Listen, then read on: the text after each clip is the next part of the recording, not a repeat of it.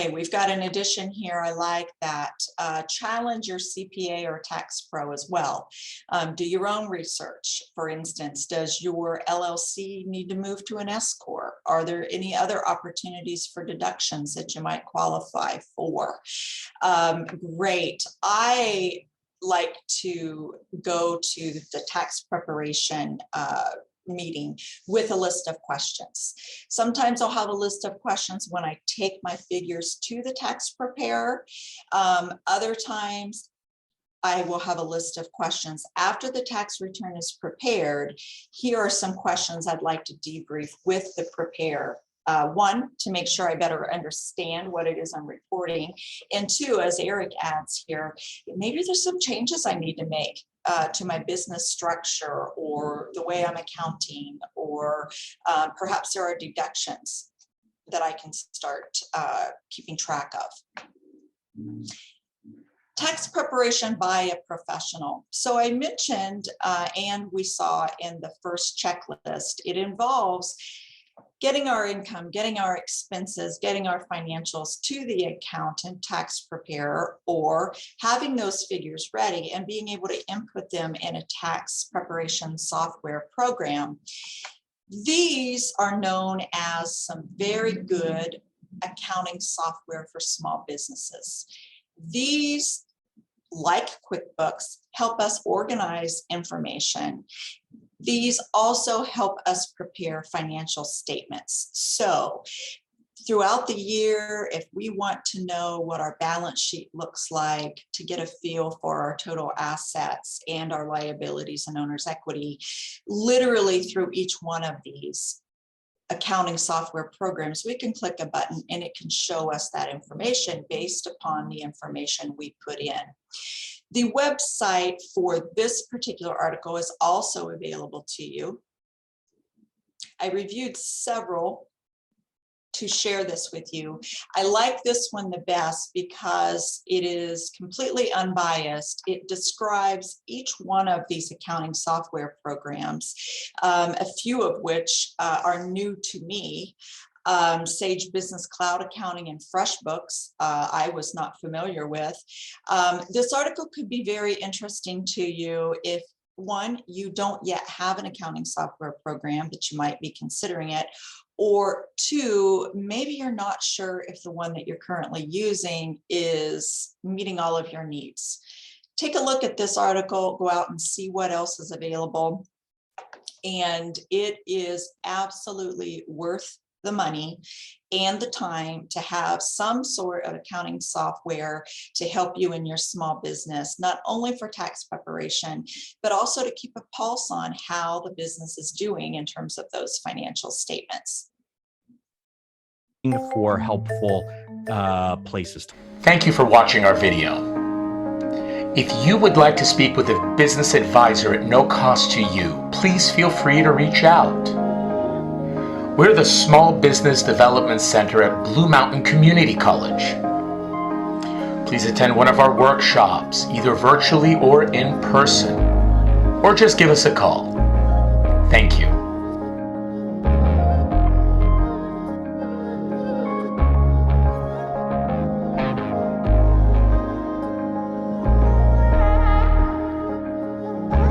Now we're going to look at a small business year-end checklist. The title of this course is called Tax Preparation and Year-End Assessment. And so this checklist gets us thinking about, okay, I have my financials, I have my business practices, I've got things gathered, I'm ready to do my taxes, or maybe I just did my taxes. Now, do I close the books and go on to next year? Or are there some things that I can do, pause and do before I roll right into the next year? The latter of the two things I said is advised. Small businesses benefit very much by taking a look at the year and using that information to help inform how we do things the upcoming years. So the first on our checklist is getting and keeping our financial books in order. So having some sort of organizational system, we looked at several spreadsheets, is fine. Using a bookkeeper or not is fine. Having an accountant throughout the year or not is fine. But what is the system? Have a system. And we do suggest that people consider having a bookkeeper as well, whether it's someone that you pay to do the financial books, or it could be someone, maybe yourself, but someone on the team in the business who's dedicated to keep an eye and a regular pulse on the finances. We highly recommend a bookkeeper function to be in place, and that bookkeeping function involves some organizational system. As we do that, we want to, at the end of the year, determine, take a look at, so what is or was our financial position? The three standard types of financial statements include a balance sheet, income statement, which also is known as a profit and loss statement, and a cash flow statement. These are standard basic financial statements. A bookkeeper can help you prepare, an accountant can help you prepare. Small businesses that have accounting software programs, QuickBooks or any of the others on that list, it's very easy. We click a button, it prepares the statement. Where the responsibility is, of course, is on the data entry, because these programs use the information that we put in them to generate the statements. But if we're putting in information and we're doing so in an accurate and timely manner, it's amazing how quickly and accurately financial statements can be generated. These are the primary three standard financial statements. And then we use that information to plan for the coming year. We're going to spend a little more time here, I promise.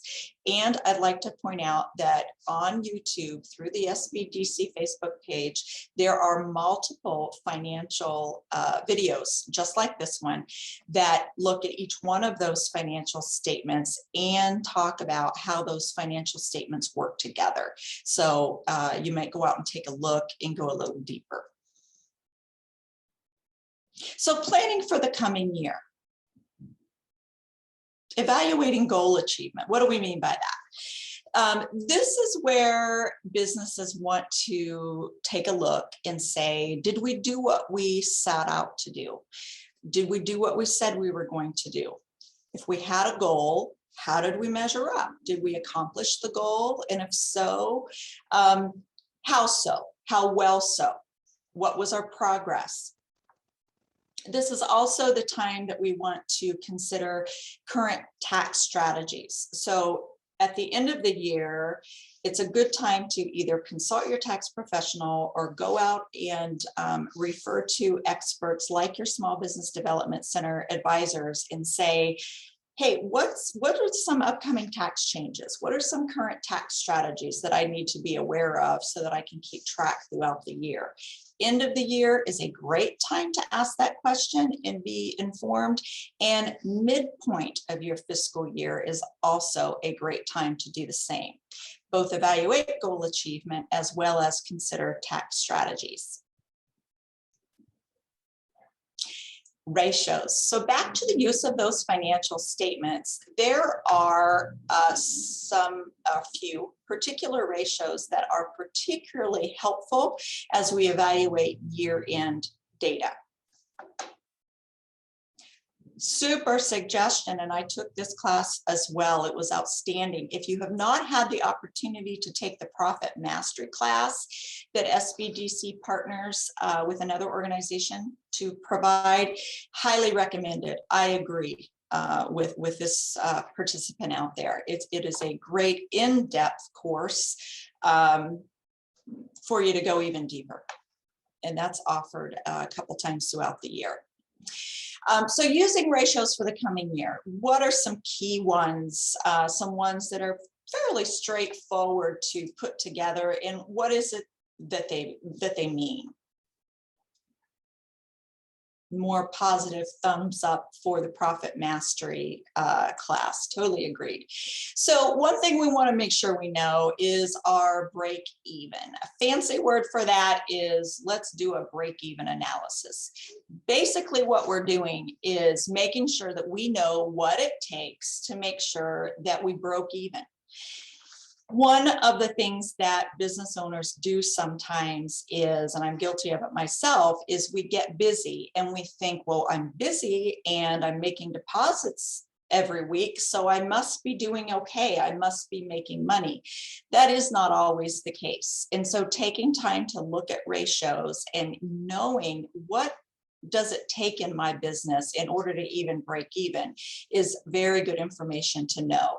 So getting into a break-even analysis or equation lets us know how many customers does our business have to break even, how much income do we have to make to break even. And the equation that's used here is we take our total fixed costs and we divide that by the total sales number less the total variable cost number divided by total sales. It's a lot of math. In ratio and in accounting, it's division, it's multiplication, it's addition, and it's subtraction. But sometimes when we see these equations, we get somewhat intimidated by. The majority, if not all, of those accounting programs, software programs, will do this for you at the click of a button. But I felt it was important that you know, one, what numbers go into the break-even figure, as well as where do we get those figures anyway. The fixed costs, by the way, are found on the income statement, which we know is also called a profit and loss. Fixed costs are those that must be paid regardless of sales volume. So the rent on my office space, for instance, is a fixed cost. The amount of interest I pay on my mortgage loan is a fixed cost. It's the same. As compared to variable costs, those are costs that vary as the sales volume varies. So for instance, in the restaurant business, my food and drink costs are going to vary based upon the volume of my sales. How busy am I? In other businesses like consulting business, my payroll costs will vary based upon how many people I have involved in projects and the scope of those projects. Knowing your break even is a tool to help you be informed. It doesn't at all actually look into the future or project anything, but what it does do is it gives us information like what are my costs and what do my sales need to be in order to break even, and how many customers do I need to have based upon my average sales. Break even, great number to know, and accounting software programs will pull it together efficiently for you. And next one to know is a net profit margin. This is an efficiency ratio, and it tells us what percentage of every dollar that goes through my business turns into profit. So it takes net profit and it divides it by net sales. And we get both of those figures on our income statement or from our income statement. So a simple example is here. In this business, for instance, had $33,200 of net profit, and they enjoyed net sales of $44,700. So when we do that division, we end up with a 0.74 net profit margin for this business. As we turn that into words, what does it mean? It tells the business owner that 74% of every dollar turns into profit. That's excellent. The higher, the better. It tells us the amount of money earned by the business, what that was during this period without considering any expenses, but it lets us know our efficiency, how much of the dollar is turning into a profit. Net profit is what's left over, of course, after all the costs are considered. This ratio as well can be generated by most, if not all, accounting programs. The next ratio that is a good year-end one to look at is a profitability ratio. So we just looked at an efficiency ratio. Now we're going to look at a return on equity, which is known as a profitability ratio. Return on equity is a measure of efficiency and how much does it take for a business to make a dollar. We take net income and we divide it by owner's equity. Where do we get the net income figure? But our profit and loss. Where do we get our owner's equity figure? Balance sheet, both available in the accounting system. To do an easy example for the business that we're looking at, if we took the net income and we divided that by the owner's equity that the owner has in the business, this comes out to 2.04. So what that means for this particular business is the equity in the business generated sales 2 times the equity that is in the business.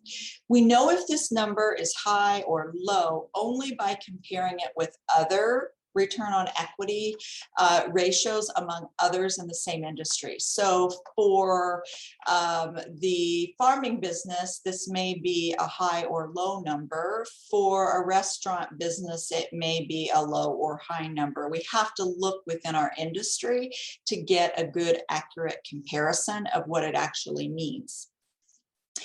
As we look at ratios, and in particularly at only these few at the end of the year, we want to be really careful not to look at just one ratio in isolation, but instead we want to look at many to get a full financial picture. And it's not so much the numbers that's giving us the information, but it's the trend as we compare our numbers to previous years that gives us the best information to work with. But end of the year, the 4 or 5 that I'm showing you here are the most common and most impactful to help us look at the year-end figures and have a influence on future decision making. There's a debt to equity ratio, which is a measure of liquidity, and we see we can get the total liabilities and total equity from the balance sheet. Again, accounting programs will generate this for you.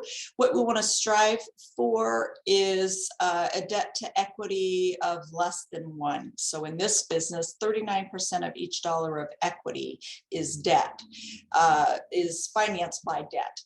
So that's not bad. As we get closer to it too, meaning for every dollar of equity we have a dollar of debt, that's considered risky. Particularly by funders such as banks.